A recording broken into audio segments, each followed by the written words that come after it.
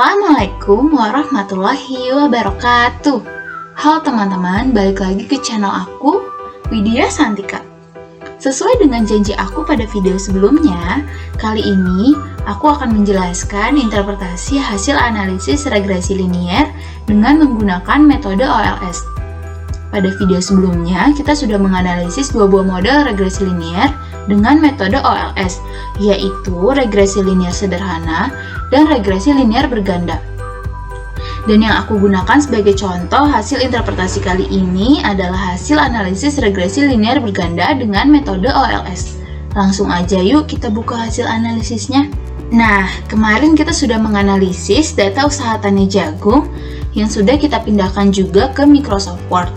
Sekarang ada beberapa bagian yang udah aku tandain. Di sini ada R-square, lalu ada F-hitung, dan ada hasil analisis UJT-nya untuk beberapa variabel bebas yang aku gunakan di sini. Mengingat kembali, variabelku terdiri dari 4 variabel bebas. Yang pertama itu ada variabel luas lahan, variabel jumlah benih, variabel jumlah pupuk, dan ada juga variabel jumlah tenaga kerja. Dan di bawah ini ada konstan. Dari hasil analisis yang banyak seperti ini, sampai 2 halaman ya teman-teman bisa lihat, dapat kita persingkat dengan dua buah bentuk penyajian. Yang pertama itu ada penyajian dalam bentuk persamaan seperti yang telah kita buat sebelumnya. Persamaan regresi linier berganda untuk analisis kali ini berbentuk YT sama dengan B0 ditambah B1x1 ditambah B2x2 ditambah B3x3 ditambah B4x4 dan ditambah ET. Dari model seperti ini, selanjutnya kita masukkan hasil analisisnya ke dalam persamaan. Nah, ini saya beri tanda warna hijau army untuk nilai konstantanya. Yang atas ini adalah estimate coefficient, yang bawah adalah standar errornya. Di sini pada konstanta, estimate coefficientnya sebesar minus 0,90368 dan standar errornya 0,4271. Lalu berikutnya yang warna pink ini koefisien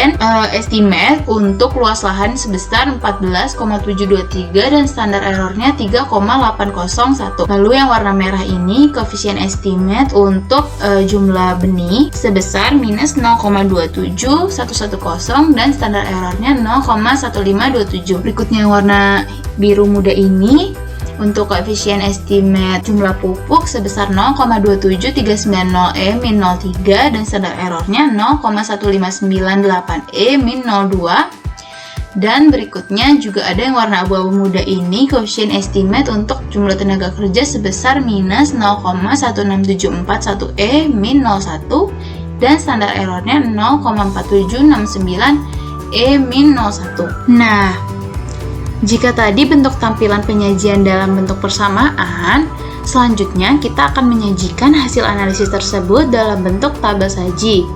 Tabel ini cukup simpel, hanya terdiri dari 2 buah kolom dan beberapa baris sesuai dengan jumlah variabel yang kita analisis. Kolom pertama ada variabel name yang berisikan nama-nama variabel yang telah kita analisis. Kolom ini hanya berisi variabel-variabel independennya saja seperti ada konstanta, luas lahan, jumlah benih, jumlah pupuk, jumlah tenaga kerja, dan ada juga R-square, F-hitung, F-tabel 5%, serta T-tabel. Lalu di kolom berikutnya ada koefisien. Ini berisi angka-angka hasil analisis yang telah kita lakukan. Yang pertama di sini kita bisa lihat ada nilai R-square yang warna hijau ini. Nilai R-square kita gunakan sebagai indikator ketepatan model. Nilai R-square untuk mengetahui seberapa tepat model yang kita gunakan untuk menjelaskan hubungan antara variabel independen dengan variabel dependennya. Contohnya di sini kita punya R-square-nya sebesar 0,8032. Nilai ini kita pindahkan ke tabel saji seperti ini. Artinya model yang kita gunakan ini dapat menjelaskan hubungan antar variabel independen terhadap variabel dependennya sebesar 80%. Sisanya, model yang kita gunakan tersebut dipengaruhi oleh variabel-variabel lain yang tidak dimasukkan ke dalam model.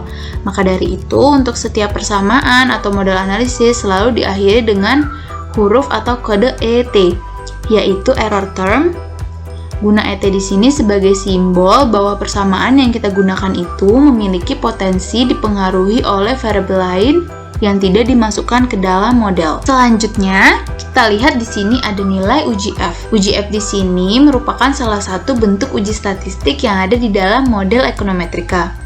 Berbeda dengan uji T yang menganalisis pengaruh masing-masing variabel X pada variabel Y-nya, untuk uji F kita ingin mengetahui bagaimana pengaruh keseluruhan variabel independen yang kita gunakan terhadap variabel dependennya. Jadi untuk uji F itu kita ingin menganalisis atau mengetahui bagaimana pengaruh variabel X1, X2, X3, X4 terhadap variabel Y-nya di sini yaitu produksi jagung, dan pengaruhnya itu secara bersama-sama. Berbeda dengan uji T yang telah kita lakukan sebelumnya, uji T itu hanya menganalisis pengaruh salah satu variabel independen terhadap variabel dependennya. Bagaimana sih cara pengujiannya? Cara pengujian uji F itu sama dengan pengujian uji T.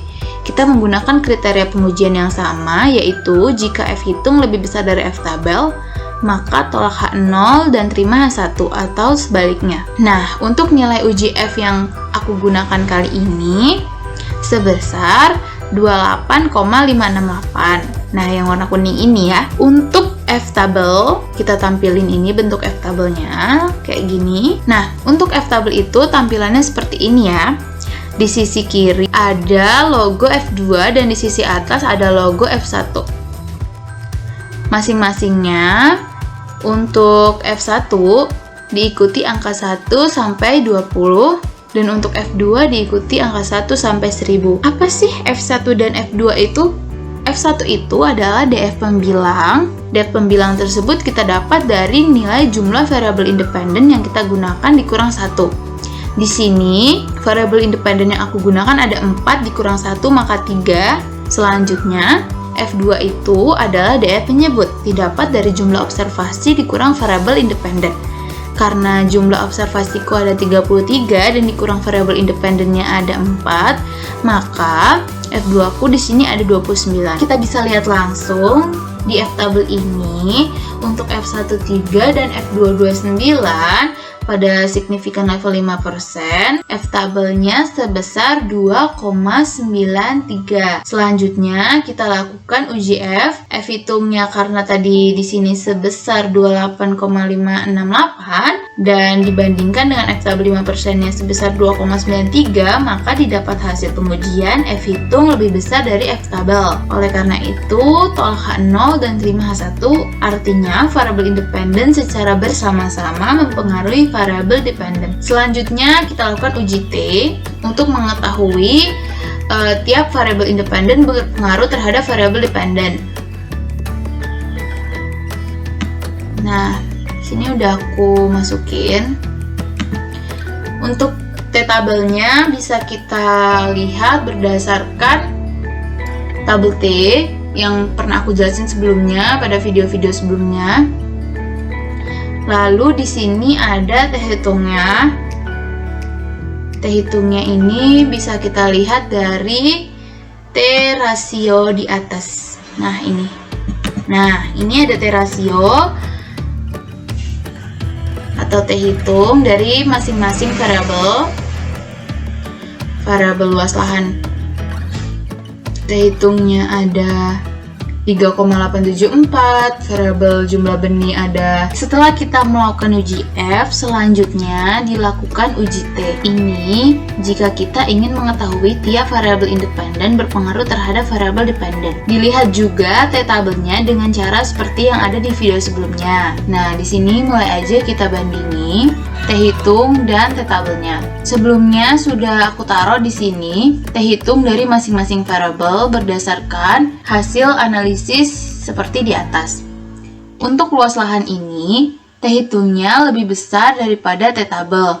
Maka, variabel luas lahan tersebut berpengaruh terhadap produksi jagung. Dan untuk 14,723 kg ini merupakan koefisien regresi. Koefisien regresi sendiri untuk melihat dari penambahan satu variabel X tersebut berpengaruh terhadap berapa banyak produksi jagungnya. Nah, karena di sini luas lahan terhitungnya lebih besar dari T-tabel, maka variabel luas lahan berpengaruh terhadap produksi jagung dengan penambahan 1 hektar akan meningkatkan produksi sebesar 14,723 kilo. Untuk jumlah benih, terhitungnya lebih kecil daripada T-tabel, maka variabel jumlah benih tidak berpengaruh terhadap produksi jagung. Jika variabel tidak berpengaruh, maka sudah dipastikan bahwa variabel tersebut memang tidak berpengaruh. Jadi koefisien regresinya di sini tidak ada hubungannya lagi. Jumlah pupuk di sini juga sama, terhitungnya lebih kecil daripada T-tabel, sehingga variabel jumlah pupuk tidak mempengaruhi produksi jagung. Jumlah tenaga kerja juga di sini terhitungnya lebih kecil daripada T-tabel, maka variabel jumlah tenaga kerja tidak mempengaruhi produksi jagung. Aku rasa cukup sekian aja yang bisa aku sharing ke teman-teman. Kurang lebihnya aku mohon maaf jika ada salah kata. Aku juga mohon maaf. Sampai jumpa lagi di video aku berikutnya. Bye-bye. Wassalamualaikum warahmatullahi wabarakatuh.